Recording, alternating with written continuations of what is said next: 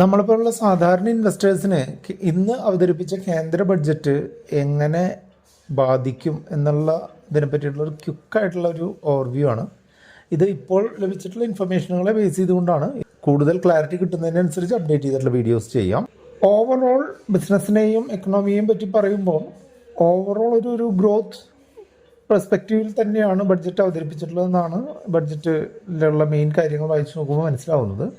Agriculture, rural demand വർദ്ധിപ്പിക്കുക, housing, infrastructure മുതലായിട്ടുള്ള ഏരിയകളിൽ താരതമ്യേന കൂടിയ അലോക്കേഷൻ വരുന്നു എന്നുള്ളത് ഒരു എക്കണോമിയിലൊരു ഉണർവുണ്ടാവാനും കമ്പനികൾക്ക് കൂടുതലൊരു നേട്ടം കൈവരിക്കാനുള്ള സാധ്യതകൾ വരുന്നത് ഇക്വിറ്റി മാർക്കറ്റിൽ ഇൻവെസ്റ്റ് ചെയ്യുന്ന ആളുകളെ സംബന്ധിച്ചിടത്തോളം ഒരു പോസിറ്റീവായിട്ടുള്ളൊരു കാര്യമാണ്. ശമ്പള വരുമാനക്കാരായിട്ടുള്ള ആളുകൾക്ക് 50,000 രൂപ ആയിരുന്ന സ്റ്റാൻഡേർഡ് ഡിഡക്ഷൻ 75,000 രൂപയായിട്ട് വർദ്ധിച്ചിട്ടുണ്ട്. അതായത് അവർക്ക് 8,500 രൂപ വരേക്കും അഡീഷണൽ ആയിട്ടുള്ള ടാക്സ് ബെനിഫിറ്റ് കിട്ടും എന്നുള്ളതാണ് അതിൻ്റെ അർത്ഥം.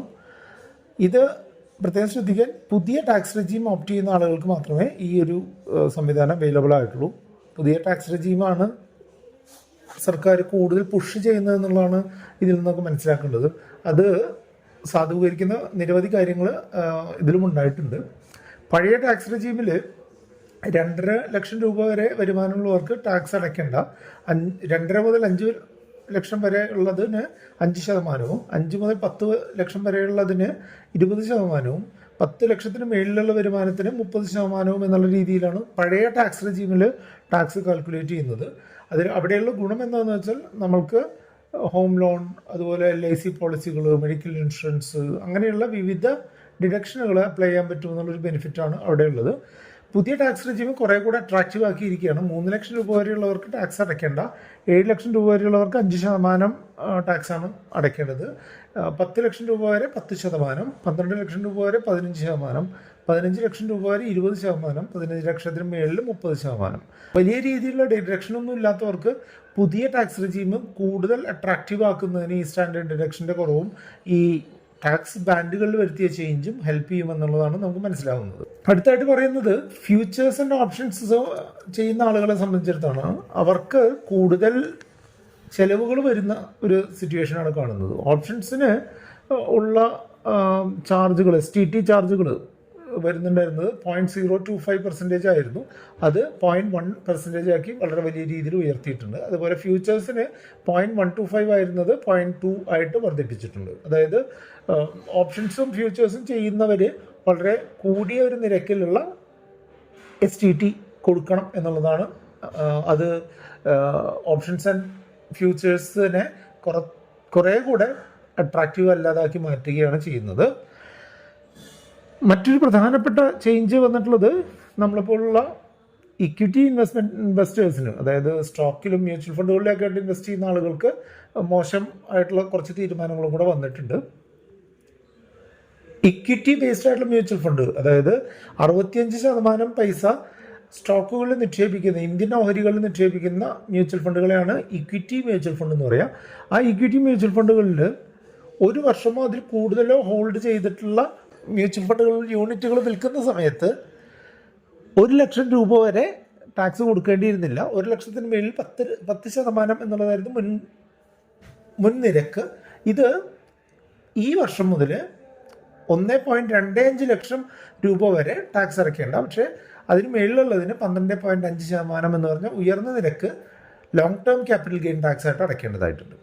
Short term capital gain tax ആണ് ഏറ്റവും വലിയ ഒരു ടാക്സ് ആയിട്ട് വന്നിട്ടുള്ളത്. 1 വർഷത്തിനുള്ളിൽ ഇക്വിറ്റി മ്യൂച്വൽ ഫണ്ടുകളിൽ നിക്ഷേപിച്ച് പണം പിൻവലിക്കുന്ന ആളുകൾക്ക് ലാഭത്തിൻ്റെ 20% ടാക്സ് കൊടുക്കേണ്ടതായിട്ടുണ്ട്.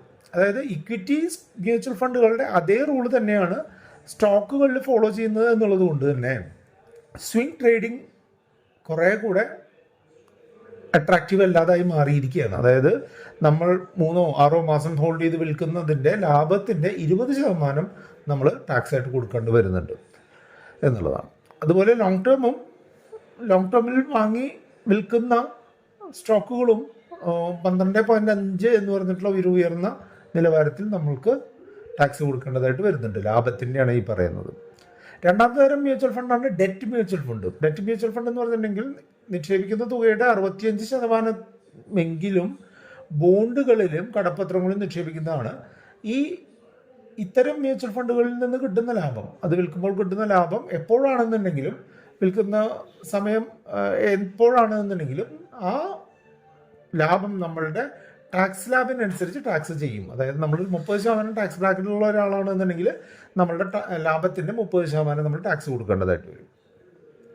ഈ 65% ഇക്വിറ്റിയിലും 65% ഡെറ്റിലും അല്ലാതെ ചില മ്യൂച്വൽ ഫണ്ടുകൾ ഉണ്ടായിരിക്കുമല്ലേ, ഈ 50% ഇക്വിറ്റിയുള്ള മ്യൂച്വൽ ഫണ്ട്, അല്ലെങ്കിൽ gold mutual fund, international mutual fund, അല്ലെങ്കിൽ ഒരു ബാലൻസ്ഡ് ആയിട്ടുള്ള ഫണ്ടുകൾ. അത്തരം ഫണ്ടുകളിലൊക്കെ ടാക്സേഷൻ കുറച്ച് വ്യത്യാസപ്പെടുത്തിയിട്ടുണ്ട്. അതായത് 2 വർഷമോ അതിൽ കൂടുതലോ ഹോൾഡ് ചെയ്തിട്ടുള്ളതിന് long term capital gain tax എന്നുള്ള രീതിയിൽ ലാഭത്തിൻ്റെ 12% ഇൻഡെക്സേഷൻ ഇല്ലാതെ തന്നെ നമ്മൾ കൊടുക്കേണ്ടതായിട്ട് വരും. അതുപോലെ 2 വർഷത്തിനുള്ളിലാണ് പിൻവലിക്കുന്നത് എന്നുണ്ടെങ്കിൽ ലാഭം നമ്മളുടെ ടാക്സബിൾ ഇൻകവുമായിട്ട് നമ്മളുടെ ടാക്സ് സ്ലാബിനനുസരിച്ച് ടാക്സ് ചെയ്യുകയാണ് ചെയ്യുക. ഈ ടാക്സിലെ ചേഞ്ചുകളെല്ലാം എഫക്റ്റീവായി വരുന്നത് 23/7 അതായത് ഏപ്രിൽ 1 മുതൽ 22 ജൂലൈ വരെ നടത്തിയിട്ടുള്ള ട്രാൻസാക്ഷൻ എല്ലാം പഴയ റേറ്റാണ് ഫോളോ ചെയ്യുക. ഇന്ന് മുതൽ നടത്തിയിട്ടുള്ള എല്ലാ ട്രാൻസാക്ഷനും പുതിയ ടാക്സ് റേറ്റുമാണ് ഫോളോ ചെയ്യുക എന്നുള്ളത് പ്രത്യേകം ശ്രദ്ധിക്കണം. ഇതൊക്കെയാണ് ഹൈ ലെവലിൽ ഇതിനെപ്പറ്റി പറഞ്ഞു തരാനായിട്ടുള്ളത്. എന്തെങ്കിലും സംശയങ്ങൾ ഉണ്ടെന്നുണ്ടെങ്കിൽ നമ്മുടെ വാട്സപ്പ് നമ്പറായിട്ടുള്ള 8848030018 നിങ്ങൾക്ക് കോൺടാക്ട് ചെയ്യാം.